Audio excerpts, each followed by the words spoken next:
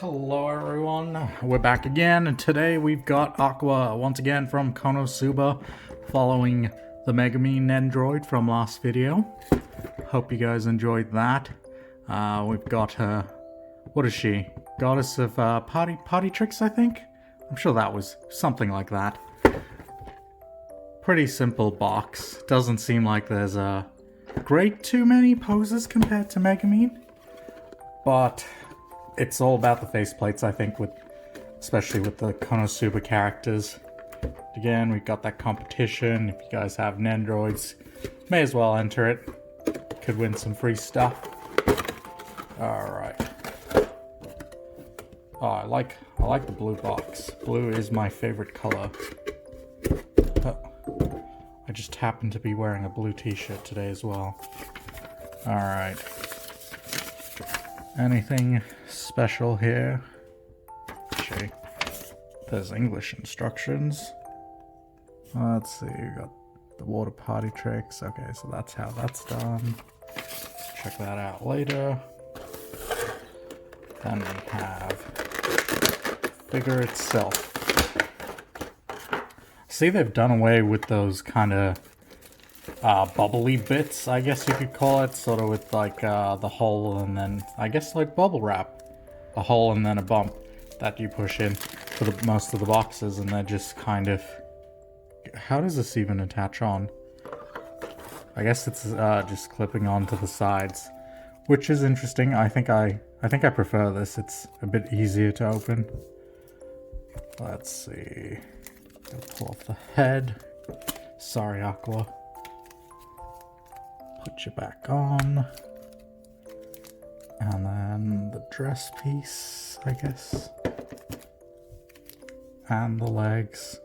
Is she wearing underwear? That's the question. She's not. Okay, brilliant. So I guess that answers that question. Mystery solved. Alright, let's get you back. Alright, there we go. Here she is in her straight out of the box position. Pretty good looking. The hair is perfectly recreated with the swirl and everything. Alright, let's put her back. Here is her staff. Honestly, like, I can't even see Konosuba as like a regular isekai trying to, like, you know, fight the demon and stuff, save the world, demon lord even. It's more like a comedy anime. And here we have her iconic laugh faceplate. And then we've got her whiny face. Oh, if you just listen quietly into the background, you can hear her whining off in the distance. Where is this? This is behind the box again.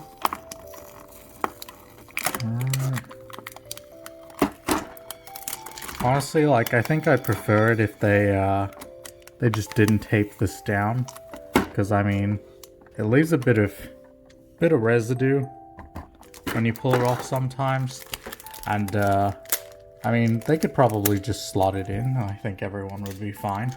So what do we have here? Oh gosh, we have all the arm parts. So we got 1, 2, 3, 4 arm parts, 1 hand, leg piece, neck bit, and then the stand and connector. Alright, and then tape down over here we have her hands and the water effect for her best move, the party trick. Alright, let's go on to some poses, shall we? Alright, so here's our first pose of Aqua, just holding her staff, and kind of doing a cheering, supporting pose, I guess you'd call it, because we all know she ain't taking the front lines to help out anytime soon. But anyway, let's get a better angle, shall we? Alright. Her arms are a bit hard to get into, just particularly the hands. And for some reason, the top half of the staff, so from here onwards, can come off. I'm not entirely sure what the purpose of that is, but it can do that if you want to somehow be creative with it. And also, I actually kind of appreciate that they made the bottom bit of her skirt translucent, just like the anime. Kind of adds to the authenticity and good craftsmanship at Good Smile. And yeah, that's about it for this figure. Well, this pose. So let's move on to the next pose.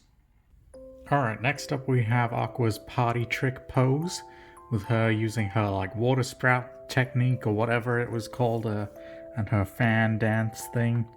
Oh good lord, this pose was an absolute pain to put together. So those water sprout things, let's see if I can get it to zoom and focus.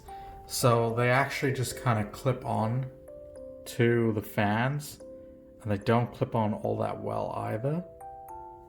So, and also you have to put the right one on the right hand, or it faces the opposite direction, and then having the hand trying to position it to angle perfectly straight makes the water sprouts look a bit off. So this was basically the best I could do, that I was kind of happy with, but good lord, if you want this pose, good luck with that. I think I'll stick to something a bit more simple and a bit more funny looking, because that's what Konosuba is basically all about. But yeah, so that's it for this pose. Let's move on to another one, shall we? Here we have a more classic pose for Aqua.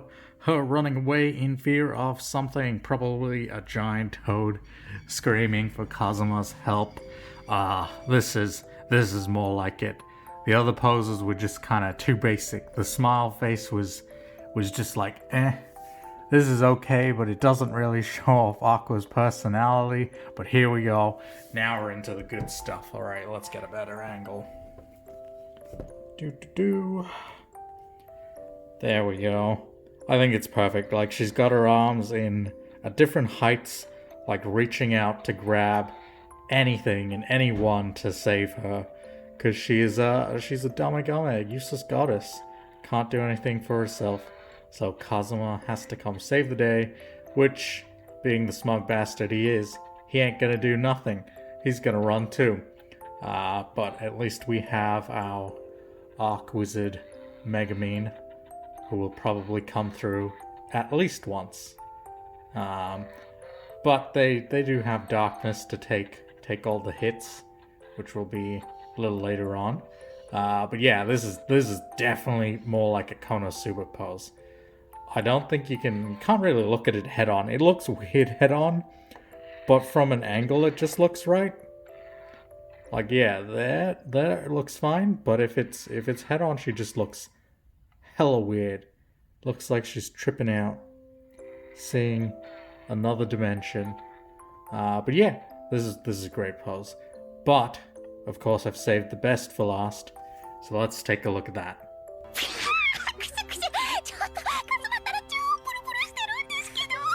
Alright, so here we have Aqua doing her classic laugh, which she is just looking down on everyone because she's such an idiot and doesn't really know what's going on, but is so dumb that she can still laugh at everyone, knowing absolutely nothing. I think this is like just the perfect pose, because she's always, as useless as she is, she's always like looking down at everyone else, telling everyone how she's a goddess and whatnot. But in the end, she's just useless. But yeah, I love her laugh sound. That shik shik shik shik. It's just, I don't think I've heard anyone else laugh like that in another anime before. So I think it's definitely an Aqua thing.